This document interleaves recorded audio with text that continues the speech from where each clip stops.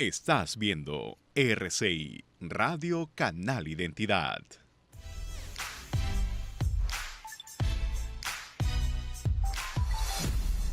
Buenos días amigos, bienvenidos a Ni con Dios ni con el Diablo. Hoy nos va a acompañar durante todo el programa Jorge Morelli. Él es antropólogo de profesión. Coqui, buen día, bienvenido. En una vida anterior, sí. En una vida anterior. Periodista, agudo analista político, columnista de Expreso y de algunos portales como Café Viena, editor de economía de las páginas económicas de Expreso. Pero vamos a hablar un poco de economía, pero sobre todo de política, una mezcla de ambas, ¿no? Empezando por el cintillo decía que vamos a hablar de la trama Odebrecht. Entonces creo que sería, Coqui, un buen punto de partida empezar por lo último que ha pasado, es decir, una empresa, y luego hablaremos de ese desagregado del dinerito de campaña, el dinerito de sobornos y el dinerazo de los sobrecostos. Ya lo creo. Pero, digamos, una empresa que ha estado metida de pico y patas en la corrupción y se la premia pagándole, dándole el dinero de la venta de la hidroeléctrica Chacya. Estamos hablando de 524 millones de dólares, que se podía haber cobrado al contado, cash rabioso, ¿no es cierto?, en lugar de llegar a un acuerdo por el cual va a pagar, y eso está por verse, sin intereses durante 10 años, una cantidad parecida a esa, ¿no es cierto? Así es. Bueno, interesante tu introducción, Uri. La política y la economía ya no son dos cosas distintas, son la misma cosa y se condicionan mutuamente, ¿no? En el caso de Odebrecht, en el Perú y en América Latina, es un caso más que evidente de esto mismo. Odebrecht, con todos sus delitos, es en verdad un brazo operativo de un proyecto político que nació del Foro de Sao Paulo, del Partido de los Trabajadores, el PT brasileño, y de Lula. Ellos fueron los que daban las órdenes. Lula es el que daba las órdenes. El señor Marcelo Odebrecht obedecía y operaba.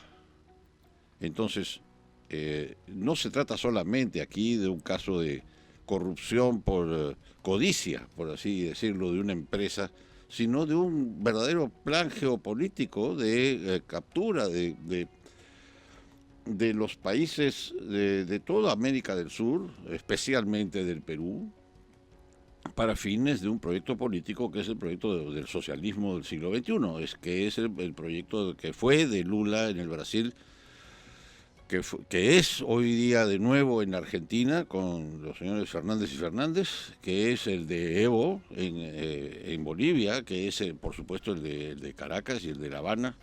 Entonces esto hay que considerarlo muy, muy detenidamente. Nuestra reacción frente a esta situación, frente a esta denuncia, a esta mega denuncia de la corrupción brasileña en el Perú, que se llama Odebrecht, pero es también de otras empresas igualmente brasileñas. Claro, hay un club de 12 empresas brasileñas, y además eso se publicó hace mucho tiempo en Expreso. Además se adjudicaban las obras como si fuera una liguilla de fútbol. Exactamente. Hay un mecanismo acá en operación, como bien lo llama una serie de televisión. El mecanismo, justamente, en Netflix. Así es, muy buena, que yo recomiendo verla porque ahí es donde se aclaran las cosas. El mecanismo funcionaba de este modo. El Estado pensaba en una lista de mega obras. Esa lista, 6, 7, 8, 12, por miles de millones de dólares, se la alcanzaba a la segunda estación de este mecanismo de 4 estaciones. La segunda estación es el Club de la Construcción. 10, 12 empresas, no más, 16 ya, o 18, a lo sumo, porque si fueran muchas más, sería imposible funcionar el Club de la Construcción. Entonces estas 10, 12, 15 empresas se repartían entre sí las obras que el Estado les había indicado. En el caso de Brasil, el Estado dentro del Estado, que es Petrobras, ¿no? Claro. La empresa estatal de petróleo. Entonces, las 12, 15 empresas del Club de la Construcción se repartían entre ellos, cubriendo desde luego las formas. O sea, había licitaciones, Todas Claro, ellas, en la superficie estaba todo legal, pero Claro. estaba todo amarrado. por supuesto, todo amarrado. Ya se sabía quién iba a ganar cada licitación. Y todos los demás se prestaban a ese juego. La tercera estación es interesante, se llama la estación de los operadores. Los operadores son de dos tipos, los de cuello blanco y los de cuello azul, por así decir. Los más sencillos son los que reciben dinero en efectivo para repartirlo por la administración pública para aceitar que las cosas funcionen, que no se detengan. Que es por ahí por donde estalló el escándalo. Que ¿no es por ahí cierto? por donde estalló una Pues lavandería. se llama Lava Jato porque uno de estos operadores que tú mencionas era una persona que tenía como fachada una empresa dedicada a lavar autos. Exacto, una lavandería sencilla. Pero la verdadera función de los operadores de cuello blanco, en este caso, era trasladar el dinero que venía del club de la construcción a los partidos políticos.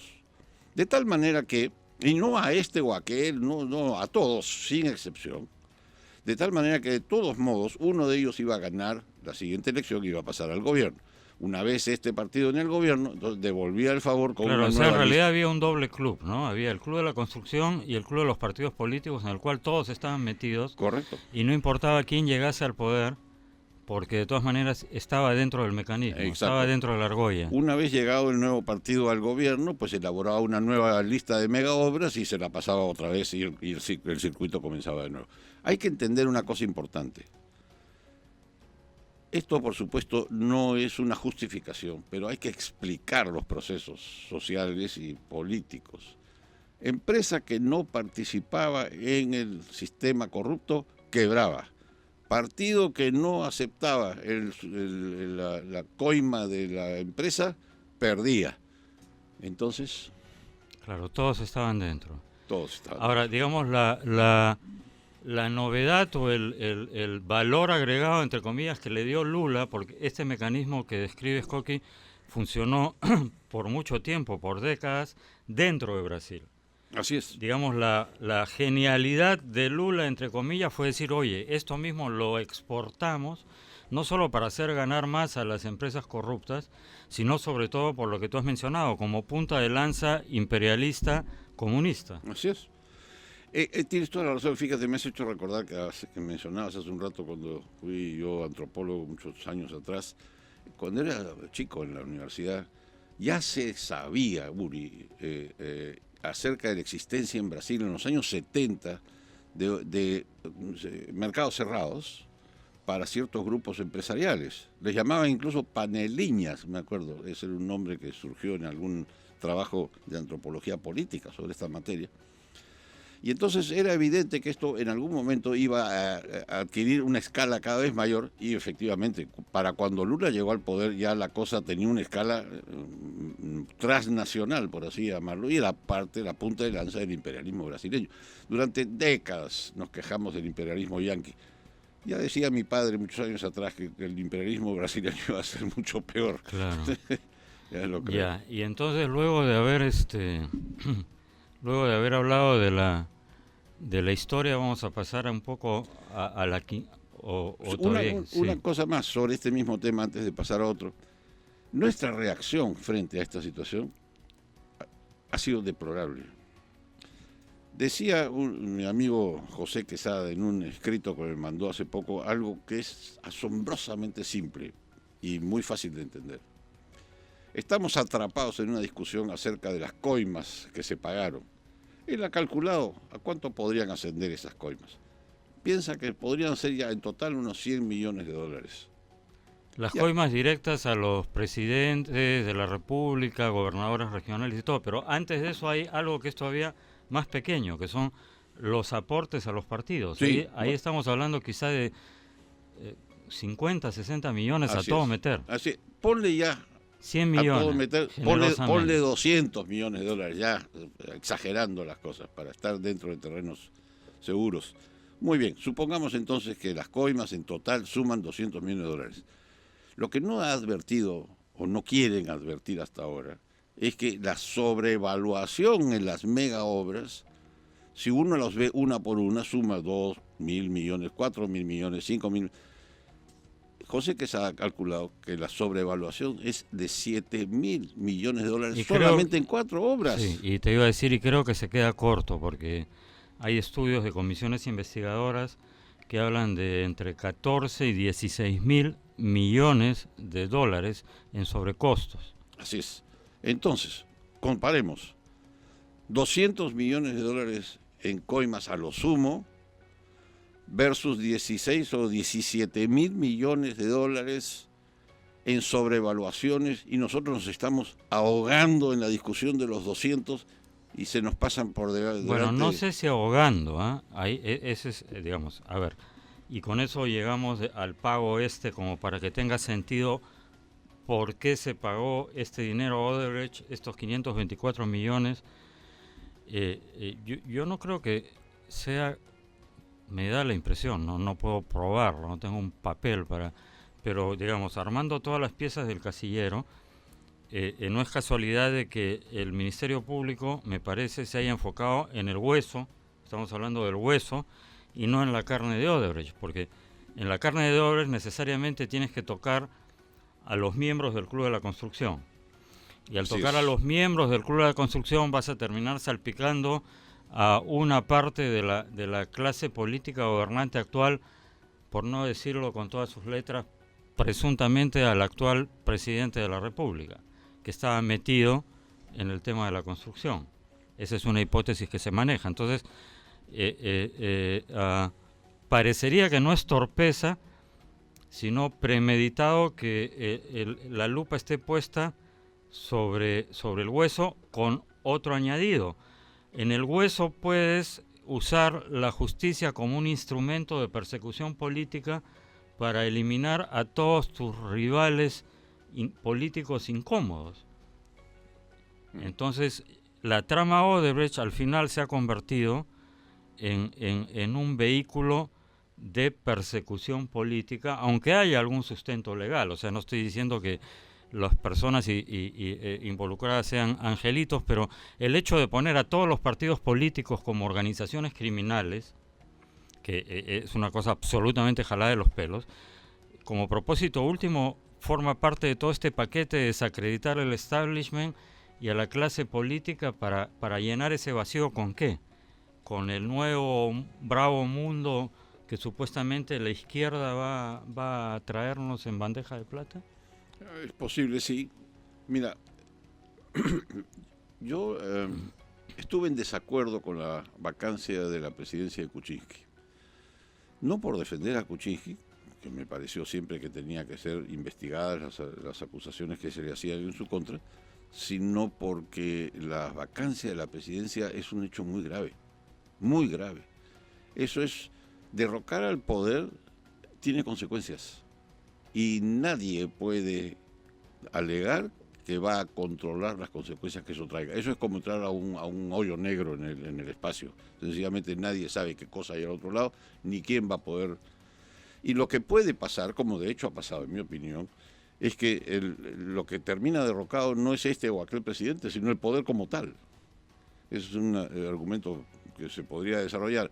Pero básicamente, si hay responsabilidades en quien gobierna, deben ser investigadas, pero en su debido momento. Claro, cuando termina su mandato y cuando vence su inmunidad. Exactamente. Y no, es lo que la Constitución prevé.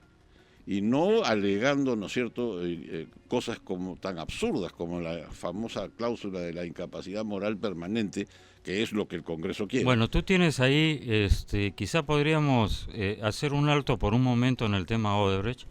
Tú has escrito una columna muy interesante sobre las democracias de baja gobernabilidad y además tienes un libro sobre el tema, en el cual demuestras históricamente que esto no es casualidad. O sea, hemos llegado a un estado de cosas que no es casualidad. Claro, es producto de varios elementos y de, digamos, bifurcaciones y derivadas que nadie... O sea, se abrió una caja de Pandora con la vacancia y efectivamente nadie sabe lo que hay al otro lado y todavía no sabemos en qué va a terminar. Y luego hablaremos del futuro y de las elecciones, en fin.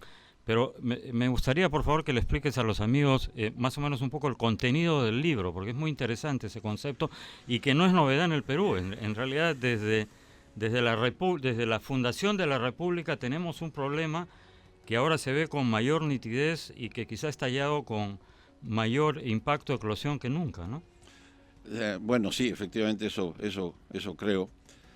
La democracia de baja gobernabilidad no es sino una democracia que no tiene equilibrio de poderes, donde un legislativo, por ejemplo, el Congreso, puede montarse fácilmente sobre el Poder Ejecutivo. Desgraciadamente ese ha sido el caso en el Perú. Y no solo en el Perú, en muchas de nuestras democracias latinoamericanas ha pasado esto, por un mal diseño, digamos, en la arquitectura de la democracia, que ha hecho que esta democracia de baja gobernabilidad no sea capaz de resolver los problemas del pueblo. Una democracia que no es capaz de resolver los problemas del pueblo, el pueblo la va a detestar. Eso es lo que va a pasar. Y no es que deteste a la democracia como tal, sino que detesta una forma mal diseñada de la democracia, una mala relación entre los poderes, que lleva entonces a un estado perpetuo de debilidad que está, digamos, por así decir, con las defensas bajas. Entonces cualquier virus lo infecta. Y eso es lo que pasa con el eje que el enemigo instrumenta a través de Caracas, La Habana, etcétera, como decíamos hace unos instantes. Entonces nosotros somos vulnerables, eso es lo que pasa. Argentina es muy vulnerable también, por la misma razón. La democracia argentina hace ingobernable al país. Además hay un federalismo que aquí no hay, ¿no? Que además es peor, un factor todavía más grave, pero nosotros vamos en ese camino. Bueno, sí, los gobiernos regionales de alguna manera se han convertido, no diría federalismo, nos hemos ido a señores feudales. A las autonomías, así es, efectivamente. En España pasa desgraciadamente también algo de eso. Pero en Latinoamérica entonces Bolivia sufre de esto. Brasil, Argentina, Chile, mira, era el caso excepcional. Tú decías, Chile parece no ser una democracia de baja gobernabilidad, parece ser una democracia de verdad, bien construida, pero esta último que ha ocurrido es un acto desesperado y destinado a producir la renuncia de Sebastián Piñera a la presidencia de Chile. Está clarísimo que ese es el caso y afortunadamente Piñera lo ha entendido con claridad y no va a renunciar. Pero el asunto no es poca monta, porque si la única democracia, digamos, equilibrada de América del Sur termina colapsando, eso puede ser un efecto dominó. Pero antes vamos a hablar de Chile y de todo lo que está pasando en la región. Pero para cerrar este tema de la democracia de baja gobernabilidad, tú dices que ha habido un mal diseño. Ahora te pregunto, en Estados Unidos hay un diseño similar en el sentido de que tienes un poder ejecutivo y un poder legislativo, y el poder legislativo hace de contrapeso al poder ejecutivo. Es cierto que en Estados Unidos el presidente tiene, digamos, mayor capacidad de acción, mayor capacidad de decisión en ciertos temas como política exterior, pero digamos, es más o menos el esquema en el Perú, pero claro, son circunstancias históricas diferentes, pero digamos, es el mismo esquema. Lo que te quería preguntar es, en el Perú quizás se debió haber dado un esquema como el que tienen algunas democracias europeas, en las cuales hay un presidente que tiene, digamos, funciones protocolares, un primer ministro que es en la práctica el que gobierna, y el Parlamento. Entonces, cuando hay una crisis parlamentaria no pasa nada, es decir, no es algo traumático como en el Perú. El presidente sigue en Palacio de Gobierno y simplemente el premier es el fusible y convocan a nuevas elecciones, se disuelve el Congreso, pero se disuelve de una manera, digamos, consensuada. Llaman a nuevas elecciones, hay nuevos congresistas, se elige un nuevo presidente del Consejo de Ministros, un poco a la española, ¿no?, que es el voto indirecto, y se acabó, y el rey sigue siendo rey, por así decirlo. Sí. Ese podría ser, para no hablar solamente de las causas y del problema, sino cómo crees que se podría... ¿Cómo se puede solucionar? Mira, esta idea no es una mala idea, ciertamente. Hace ya muchos años la propusieron dos profesores de la Universidad de Yale, Juan Lins y Arturo Valenzuela. ¿Recuerdas el nombre de Arturo Valenzuela? Un chileno que trabajaba en la administración de Washington. Ellos propusieron que lo que los países latinoamericanos debían hacer era pasar al sistema parlamentario, porque lo que tienen no funciona. Entonces, no tendríamos que ser algo así como Inglaterra, sin reino, pero o como Alemania, digamos, o como Italia, ¿no? Entonces, un primer ministro elegido por el Congreso, etcétera. Eso llegó a ponerse, tú sabes, a votación en Brasil. Y fue masivamente rechazado por los obviamente, brasileños. ¿no? Claro. En consecuencia, la idea quedó ahí para siempre y nunca nadie se atrevió a volver a proponerla en vista de que había sido rechazada por los brasileños y ahí quedó. Pasar a un sistema parlamentario quizás sea ya un poco muy difícil a estas alturas, en verdad, es un cambio demasiado grande. Lo que podemos hacer quizás es reforzar la presidencia, es lo que tú planteas, exactamente.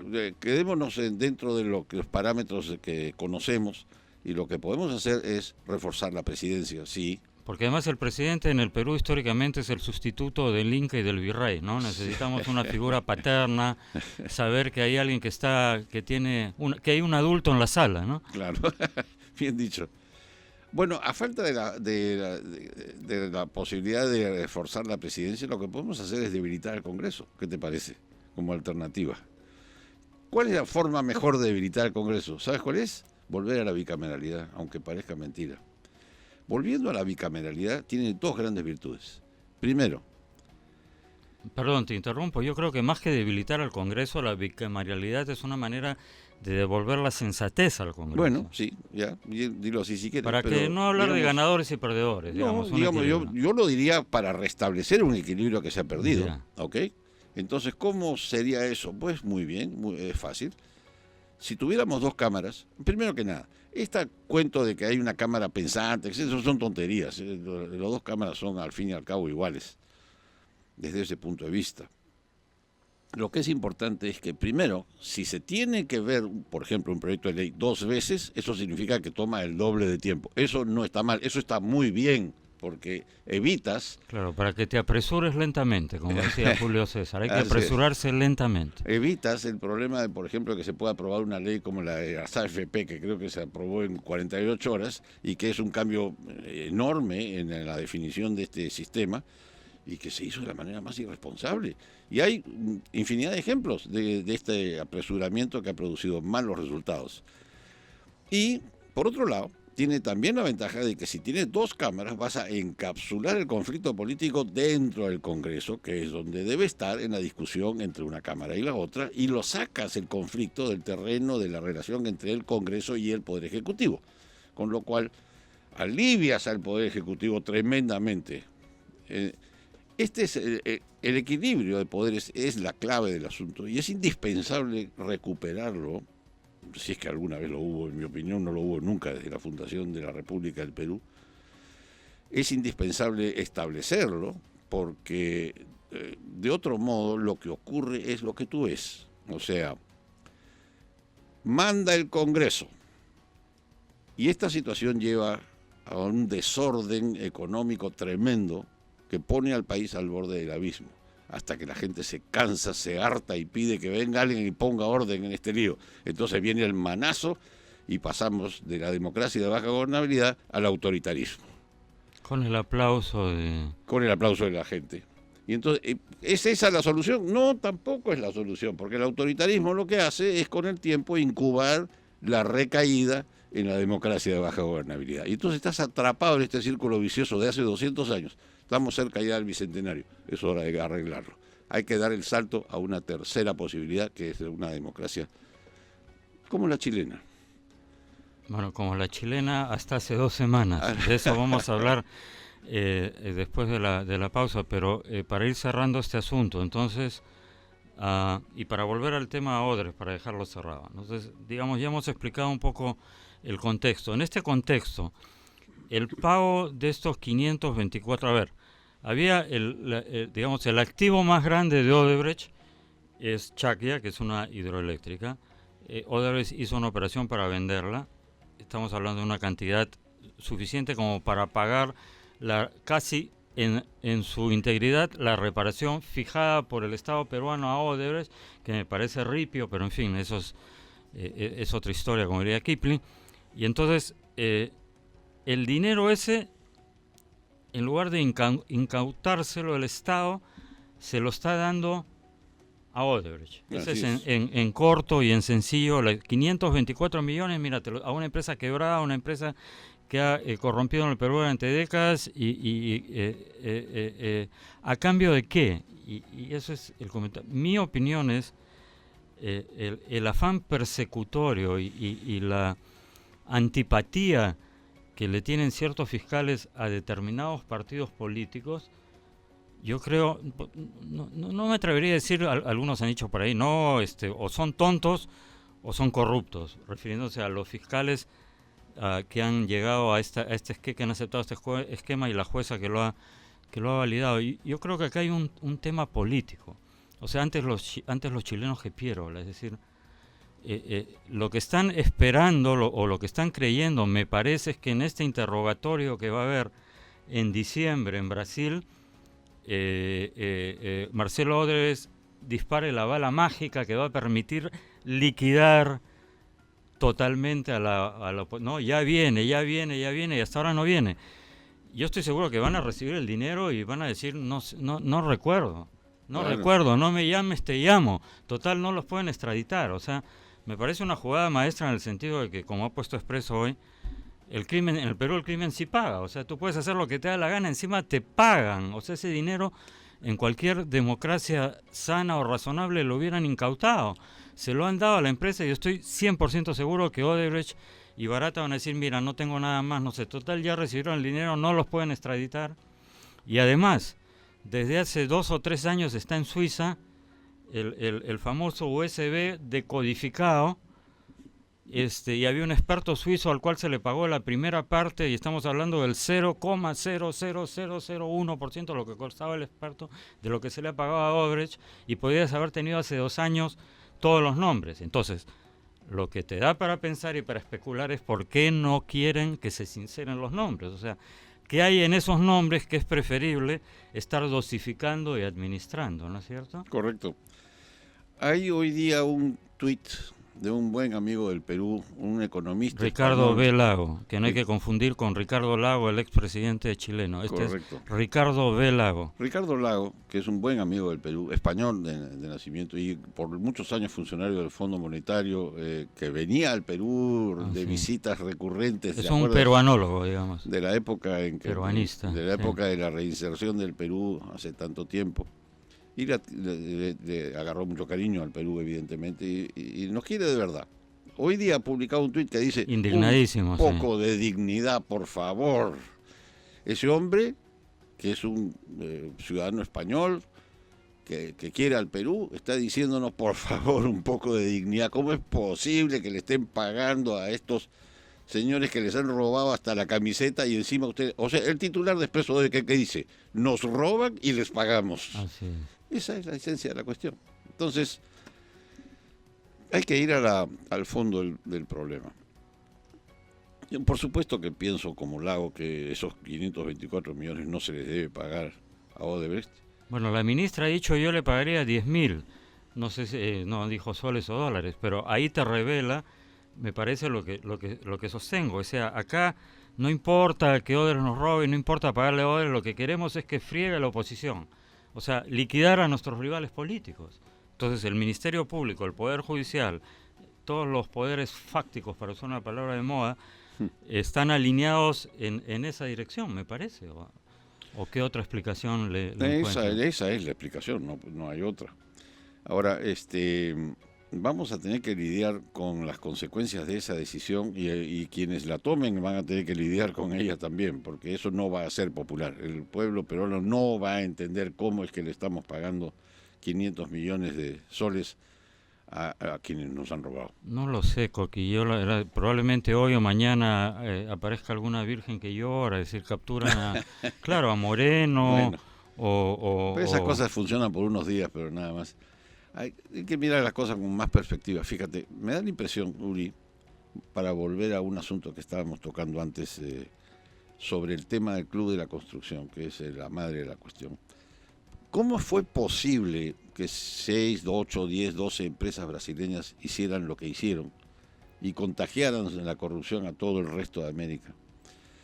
Yo creo que fue posible, ¿sabes por qué? Por el mercantilismo, porque cerraron el mercado de América Latina para ellos y no dejaron entrar a nadie más, especialmente no a los americanos, no a los chinos, no a los europeos, salvo que entraran a ser parte de su club De la argolla, claro. de la argolla, ¿no? Entonces, Claro, lo la que- raíz última del problema, yendo ya haciendo una lectura Así es. súper profunda, es el capitalismo de amigotes, que es la Es- maldición de América Latina y del Perú. el mercantilismo. El mercantilismo. el Estuvo aquí mercantilismo. hace unos días Ramiro Prealé, el hijo de Ramiro, del dirigente histórico del APRA, y decía, bueno, en el Perú en realidad lo que hay es una isla de economía de mercado que él la calcula en 10%, en medio de un océano de capitalismo de amigotes, de mercantilismo 90%, y por eso tienes barreras de acceso para, o sea, trata de importar una medicina por Amazon, no puedes, porque tienes los laboratorios cerrados, Exactamente. trata de abrir un banco, no puedes, o sea, hay un montón de barreras de acceso. No obstante eso, es, digamos, la modesta contribución que hice a esa conversación es, pero imagínate, si con 10% de, yo lo calculo en 20, pero digamos, si con 10% de economía de mercado en medio de este capitalismo de amigotes, ¿cuánto? 3, 4, 5 millones de peruanos han logrado salir de la pobreza, movilidad social en 2 décadas, ¿qué no podría ser el Perú si tuviera, no Una sé, pues economía libre. una economía de mercado digna de tal nombre, ¿no? Así es, una economía libre, así es. Mira, esto es viejo como el hambre. Eso es exactamente lo que dijo Adam Smith a fines La del siglo riqueza de las XVIII, naciones. en La riqueza de las naciones. Le llamó el sistema mercantil. Nosotros le llamamos mercantilismo hoy día. Consiste sencillamente en cerrar un mercado en beneficio de unos pocos. Claro, y gritar, no, qué horror, es estatismo, es comunismo, si hay una ley antimonopolio, cuando Estados Unidos tiene una ley antimonopolios hace más de 100 años. Desde la época de Teodoro Roosevelt, ¿No es así es, cierto? efectivamente. Entonces, mira, viéndolo de este modo, yo supongo, y esta es una especulación mía, pero supongo que lo que pasó aquí es que alguien entre las empresas constructoras de Estados Unidos se debe haber hartado de que no lo dejaran entrar en las licitaciones de obra pública. Claro, de y América dijo, del Sur. mueran Sansón y los filisteos, porque el escándalo estalló Claro. allá. ¿no es cierto? Entonces fue a donde, posiblemente a donde el gobierno americano le dijo, oiga, ¿sabe usted? No me dejan entrar acá, no hay libertad de competencia. Claro, le esto es dijo, un anda a hablar escándalo". con el DOJ, el Departamento de Justicia. el fiscal Exactamente, general. entonces mandan a la fiscalía, al FBI probablemente a averiguar qué cosas, y deben haber hecho un Y cometieron dossier. el error, además de una parte, o sea, mover algunos recursos a través de Estados Unidos, con lo cual, Exacto. así es. Entonces- Amigos, nos vamos a un pequeño corte y seguimos con esta interesantísima conversación con Jorge Morelli en Ni con Dios ni con el Diablo. Volvemos, gracias. Ni con Dios ni con el diablo. Volvemos. Estás viendo RCI, Radio Canal Identidad.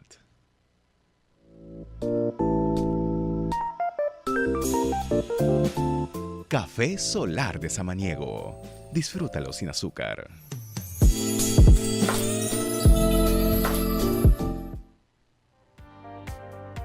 Ni con Dios, ni con el diablo. De lunes a viernes a las 10 de la mañana por RCI. Ni con Dios, ni con el diablo. Continuamos. Amigos, estamos de vuelta en Ni con Dios ni con el Diablo. Nuestro invitado de hoy, Jorge Morelli. Estamos hablando de todo un poco, de lo humano y lo divino. Empezamos con la trama Odres, de ahí nos hemos ido a la democracia de baja gobernabilidad. Estábamos un poco reflexionando sobre el mercantilismo, que al final del día es el que ha permitido la penetración de Odres y la actuación del Club de la Construcción local, ¿no es cierto? Así es. Decíamos hace un rato, Uri, que es posible especular, digamos, educadamente respecto de qué cosa es lo que pudo pasar aquí, ¿no? Y yo tengo la impresión de que lo que pasó es que las empresas americanas deben haber dicho a su gobierno, oiga, esto no puede continuar así. No nos dejan entrar a las licitaciones de obra pública en América del Sur, ni en Brasil, ni en ninguna parte. Ese mercado está cerrado para ellos, y eso no es competencia, eso no es mercado libre. Hay que hacer algo. El algo debe haber sido que el FBI debe haber investigado por años.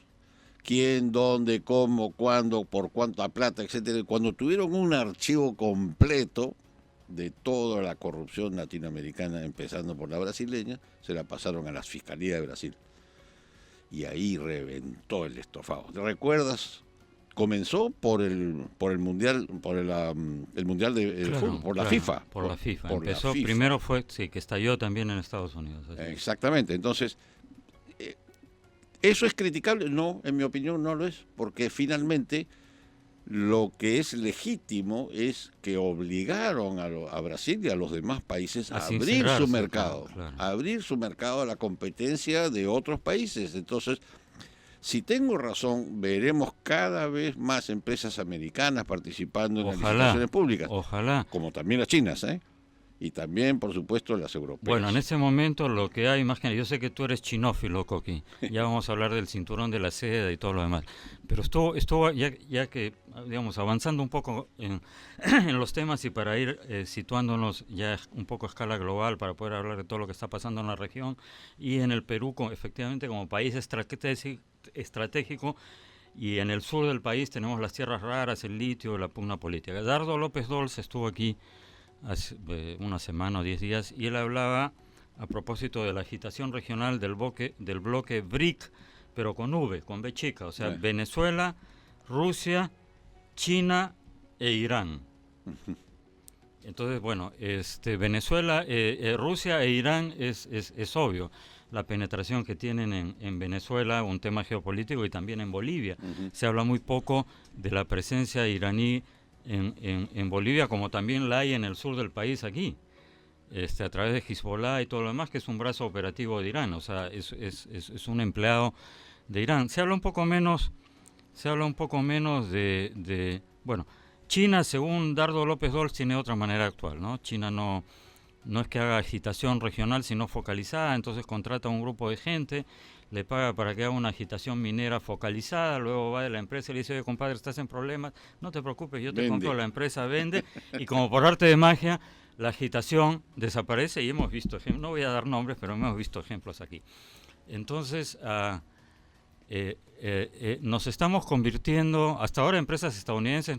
Bueno, en realidad no creo que nadie en este momento, y ese es otro tema que ojalá nos dé el tiempo para hablarlo, en medio de esta imprevisibilidad de lo que va a pasar en el Perú, quiera arriesgar su dinero.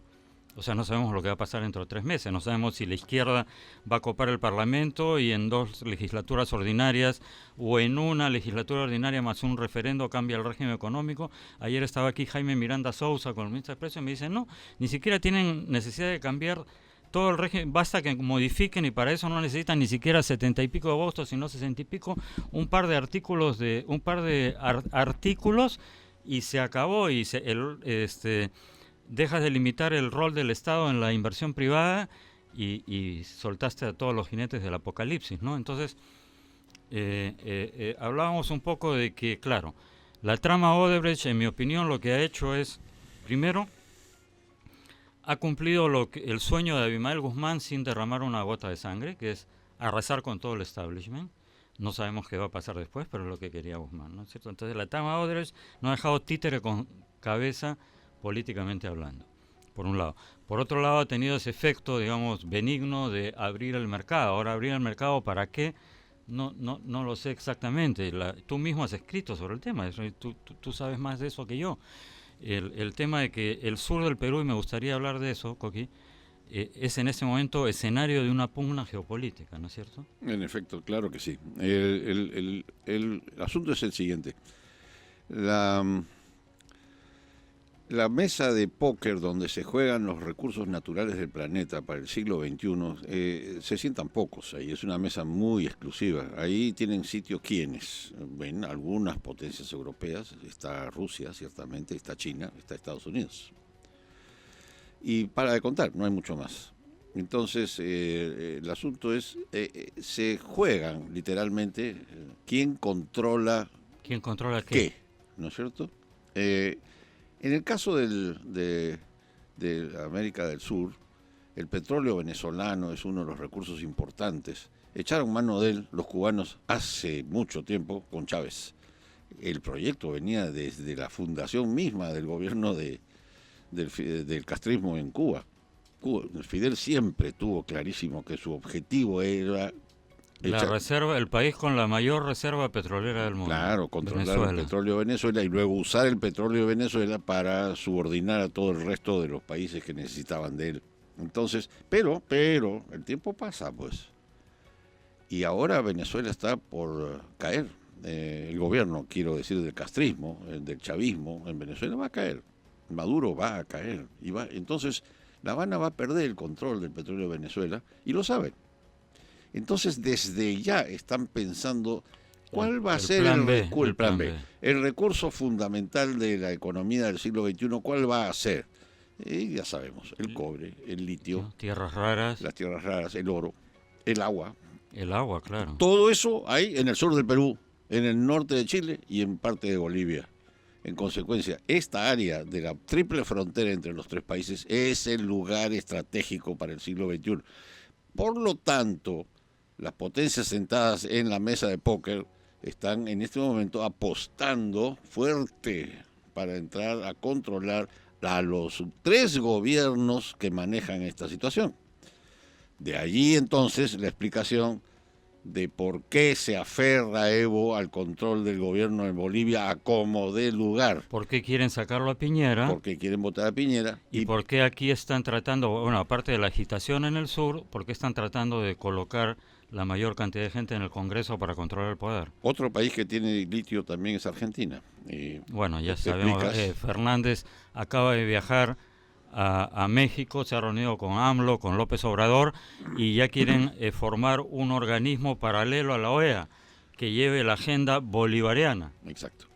Entonces, ¿cuál es el proyecto de ellos aquí? El proyecto de ellos aquí todavía no ha, digamos, logrado cuajar el control, no ha capturado el poder aún. ¿Puede capturarlo? Claro. Viene por el lado de lo que tú decías. Viene la madre de todas las batallas, va a ser en el Congreso de año y medio, que viene ahora por delante. 3 meses. Ahora bien, mira, para ir a ese tema brevísimamente, si el Congreso de año y medio se deja arrinconar en la defensa del capítulo económico de la Constitución, está perdido. Lo que debe hacer, en mi opinión, no es limitarse a la defensa del capítulo económico, sino pasar a la ofensiva de la reforma del capítulo político para establecer el equilibrio de poderes. Si das esa pelea, tienes una oportunidad de ganar, porque el país lo sabe, y la oposición lo sabe, y el gobierno lo sabe, todos lo saben, que esto es necesario reformarlo. Pero mientras quieras, ¿no es cierto?, aferrarte a la idea de que la Constitución es inmodificable y no es santa y es como sacrosanta, como el Talmud o el Corán o la Biblia, entonces estamos perdidos. Eso no va a funcionar así. Consecuentemente, volviendo al tema, ¿cómo hacemos para ganar, para vencer al enemigo en esta lucha por el control de los recursos naturales? Hay que entender bien primero quién es el enemigo. Muchos creen que el enemigo es este gobierno. Eso es falso. Este gobierno no es el enemigo. El enemigo está detrás. El enemigo viene recién. El enemigo está en las fronteras. Está tocando la puerta. Este gobierno simplemente está tratando de sobrevivir a las consecuencias de sus propios actos. Eso es todo lo que está haciendo. Entonces, la batalla va a ser aquí, Uri. La batalla va a ser en el Perú, como lo fue hace 200 años. La batalla por la nueva independencia. Exactamente. El Perú tiene ese raro... Ya no va a ser Ayacucho, sino un poco más al sur. Así es, el Perú tiene ese raro privilegio. Acá siempre, de una forma u otra, se han resuelto los grandes problemas de este continente, por lo menos del sur de este continente. Y una vez más así será en el Bicentenario de la República. Entonces, vamos a ver. Viene esta batalla por el control de los recursos naturales. De por medio está el futuro del Perú, y no solo del Perú, de Chile, de Bolivia, de Argentina y en fin, de Brasil. Brasil, Ecuador y Colombia, ¿no? Obviamente, así es, exactamente, nada menos.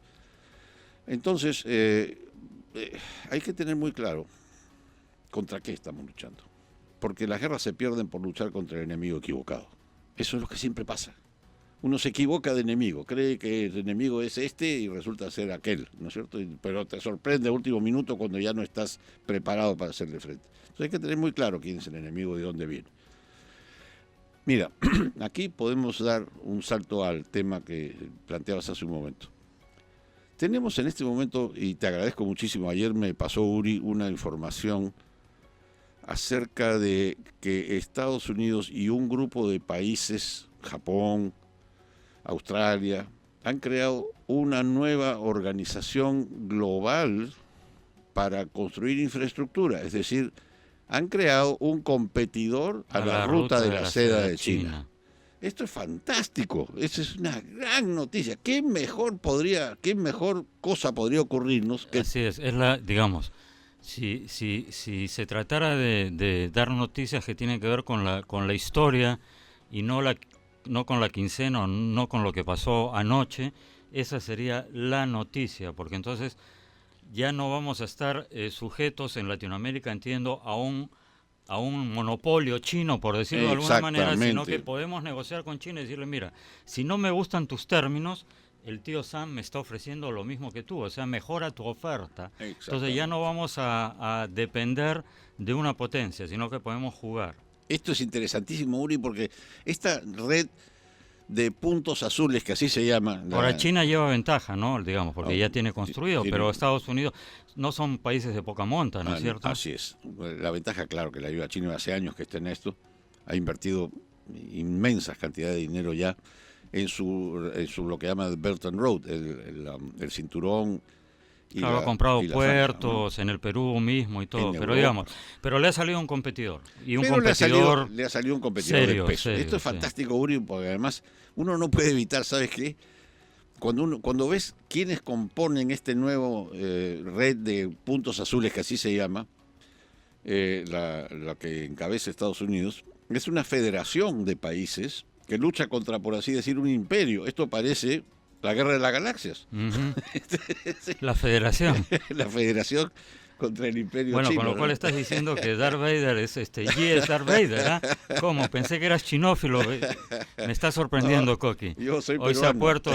Hoy se ha puesto bandas y estrellas, Star and Stripes. No, yo soy peruano. Y además creo que en la competencia, creo que efectivamente, como tú bien dices, la competencia entre la red de puntos azules y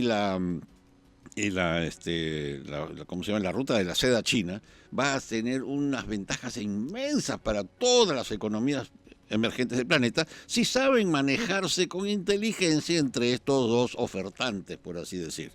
Interesados todos, ¿en qué? En el litio, en el cobre, en el oro. Y administrar con transparencia las concesiones de recursos. Así es. Lo que me preocupa es Rusia. Ya, sí. ¿Por qué me preocupa Rusia?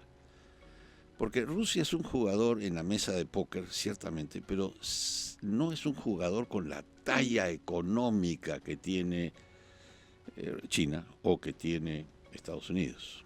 Pero entonces, tiene sus mañas. Pero tiene armamento y tiene tiene mañas, como tú bien dices. Tiene un modus operandi que le viene de antiguo y que pasa por el uso de la política para controlar el poder.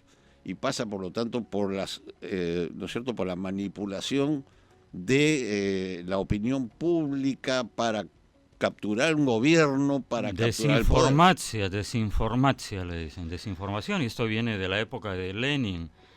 Así es. Entonces, entonces veamos, por ejemplo, ¿los chinos están en Bolivia? ¿Sabes qué? Tengo la impresión de que no mucho. Los que están en Bolivia son los rusos, Uri.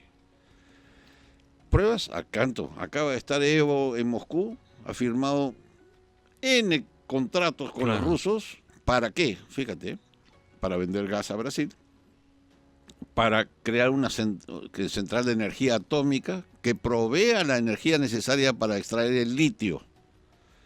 Además, sabemos que Bolivia hace rato que quiere venderle al Perú un gasoducto que vaya desde Bolivia hasta Hilo y provea gas a 7 regiones del sur del Perú. Lo cual sería un gravísimo error. Pero, ¿cómo puedes entregarle la llave de la energía del sur a los bolivianos? Y el control político, justamente de la región más propensa a la prédica. Exacto. ¿Y quién construiría ese supuesto gasoducto en el caso de existir? Gazprom, es decir, la estatal de gas rusa. Entonces, es evidente y cercano el vínculo de Evo con los rusos, como es evidente y cercano el vínculo de Venezuela y de La Habana con los rusos. Entonces, me preocupa el hecho de que los rusos no están entendiendo bien cuál es la naturaleza del proceso global, que no es el estilo ya ese es propio de la Guerra Fría, Uri. Los chinos son más inteligentes en ese sentido. Vienen y te hacen una oferta que no puedes rechazar. Claro. ¿No es cierto? Te dicen, mira, te compro tu puerto. Bueno, te dices tú, pero, en fin, pero ¿cuánto podría costar? Tú di la cifra que quieras, te doy el doble de lo que pidas. Da igual, porque aun cuando te van a prestar el dinero para que lo compres, si mañana no pagas, ellos se van a quedar con el puerto. Pero al mismo tiempo tú dirás, bueno, pero no se van a llevar el puerto a China. Con lo cual, ¿quién pierde aquí? No sé, ¿no? Es mucho mejor negocio que tratar de tomar el poder para tener un gobierno amigo que luego haga lo que tú quieres. Pero sí, pero bueno, efectivamente es lo que hace Rusia. Te quería preguntar, parecería con esta iniciativa que acabas de mencionar, que Estados Unidos se está dando cuenta de lo que está ocurriendo, parecería, pero ¿tú crees que la administración tiene un montón de problemas internos, el impeachment y qué sé yo, problemas en otras latitudes, está tratando de resolver, pero ¿tú crees que el tiempo está, o sea, todavía puede llegar la caballería a la mesa como para equilibrarla? Porque en este momento lo que me estás diciendo que 2 de los jugadores están con las pilas puestas y uno no. Por ejemplo, lo de Venezuela, para abrir un breve paréntesis. Yo no creo que la situación en Venezuela se resuelva a menos que se sienten Xi, Putin y Trump en una mesa y digan, bueno, ¿sabes qué? Trump le diga, ofrécele a Nico y a su familia y al segundo Diosdado, que además está pedido por narcotráfico, y a su familia, es decir, mientras no le ofrezcan una salida a la cúpula al aeropuerto tranquila para después un exilio dorado en La Habana o en Pekín o en Moscú, Maduro no va a soltar el poder porque sabe que va a terminar como Gaddafi, como Ceausescu, como Mussolini con Clara Petacci. Sí. Entonces, y no veo que Estados Unidos esté consciente de eso, como no veo, a excepción de esta iniciativa, que esté consciente que en su patio trasero le han puesto misiles. O sea, claro, la crisis de los misiles del 62 era algo obvio, ¿no? O sea, ponen misiles en Cuba, ahora le han puesto misiles en Venezuela, digamos, misiles virtuales, y ni se da por enterado, ¿no? Efectivamente.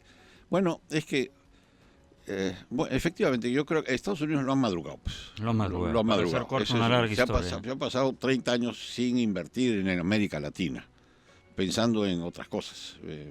Entonces, bueno, los chinos lo han madrugado. Culpa además de decir Estados Unidos, quizás decir demasiado, de sucesivas administraciones demócratas, me parece, porque los republicanos geopolíticamente tenían las cosas más claras. Más claras, efectivamente. Bueno, aquí efectivamente viene una definición, que es la posible reelección de Trump. Eso es lo que está, digamos... Claro, China está apostando por Joe Biden, por ejemplo. China está apostando por los demócratas, no tiene plan B. Entonces, en realidad hay la madre de 2 batallas. Sí. Porque van en paralelo. La batalla electoral del 2020, a ver si Trump consigue la reelección o suben los demócratas y Dios nos coja confesados, porque son socialistas. Tú escuchas hablar a Ocasio Cortés o Ilhan Omar y todo, no. Y Verónica Mendoza es discípula de Friedman. Sí. O sea, es defensor ardiente del libre mercado. Así es. Comparado con el ala izquierda, Bernie Sanders y todo. O sea, el Partido Demócrata en Estados Unidos ha sido capturado por la extrema izquierda. Eso parece, efectivamente. Entonces ahí hay una batalla. Y la otra batalla es la que se esté dando por los recursos naturales, parte de cuyo destino se va a juzgar en el Parlamento en estas elecciones. En el Congreso de año y medio. En el Congreso de año y medio. ¿Tú crees que... aparte de nosotros dos, modestia aparte, y de los amigos que siguen este programa y que ya están ilustrados, las fuerzas políticas que no son de izquierda en el Perú tienen la menor noción de lo que está en juego, de lo que está pasando? O sea, me parece que están en la calle. Creo que son peones de un juego que no entienden, pero los usan. Entonces hay que tener claridad en esto, Uri, porque mira, el otro día estaba pensando en la siguiente cuestión. Todos se afanan acá por llegar al gobierno, todos se afanan por conquistar la presidencia de la República o llegar al Congreso, y no se dan cuenta de algo. El gobierno no tiene ya ningún poder, Uri. El poder está en el pueblo. El poder ha regresado al pueblo. Con una democracia de baja gobernabilidad, el gobierno no puede gobernar. Apenas sobrevive, que es lo que nos viene pasando desde hace ya rato. El Congreso menos, por supuesto, porque anda siempre perdido en consideraciones completamente circunstanciales. Entonces el poder está en el pueblo. El poder está en el pueblo y en la manera como el pueblo puede expresarse. Y esa es la prensa, Uri. La prensa en este momento es el depositario del poder del pueblo. Esa es la verdad. Bueno, y esa es la razón por la cual el 98% de la prensa, diría, está guaripolarizada, para usar la palabra magistral de Beto Ortiz. O sea, el gobierno se da cuenta. O sea, tú estás diciendo que Vizcarra es un tigre de papel, por un lado, pero por otro lado controla, digamos, fácticamente, no sé si el pueblo, o sea, controla el Poder Judicial, o el Poder Judicial se ha alineado por defecto, como ha pasado en Argentina. Al día siguiente de la elección, el Poder Judicial argentino, en su máxima instancia, le archiva dos acusaciones a Cristina Kirchner, por casualidad. O sea, claro. Entonces tienes el Ministerio Público como herramienta de persecución, un Poder Judicial que está, no sé, la prensa alineada con el gobierno, los empresarios que al día siguiente del golpe, o sea, van a Palacio para asistir a la juramentación del gabinete, que fue un 3 de octubre, cuando se cumplen 51 años del otro golpe. Entonces quedan islas, así como tenemos una isla de economía de mercado en medio de un capitalismo de amigote, yo creo que tenemos islas de medios de comunicación reflexiva en medio de un mare magnum además de corrección política, porque yo creo que la madre de todo este cordero, lo mencionaba el otro día, no recuerdo con quién conversaba, es que otra hubiera sido la historia si la mayoría del Congreso no hubiera sido fujimorista. Y nuevamente repito la frase, antes los chilenos que Piérola, porque la izquierda le tiene un odio metafísico al fujimorismo. Yo lo he comparado, solo se me ocurre un ejemplo literario, que es Ahab y la ballena blanca, Moby Dick. Entonces el odio que le tenía el capitán Ahab a la ballena blanca y no le importaba sacrificar a la tripulación del Pequot contra el clavarle el arpón, es un poco lo que le tiene la izquierda mediática y política al fujimorismo. Entonces, y es una cosa que va más allá, y eso, en mi opinión, explica muchas de las cosas que están ocurriendo a nivel de Fiscalía y de Odebrecht. En fin, se nos acaba el tiempo, queridos amigos, ha sido una charla muy ilustrativa con Jorge Morelli. Ojalá Jorge tenga razón. Me critican mucho que soy muy pesimista, entonces espero que esta buena noticia de la competencia capitalista versus el imperialismo chino por un lado y el poder que emana del pueblo y que podría cambiar el curso de las cosas sea verdad y no wishful thinking. Nos despedimos por hoy, nos vemos mañana en Ni con Dios ni con el Diablo. Gracias, buen día.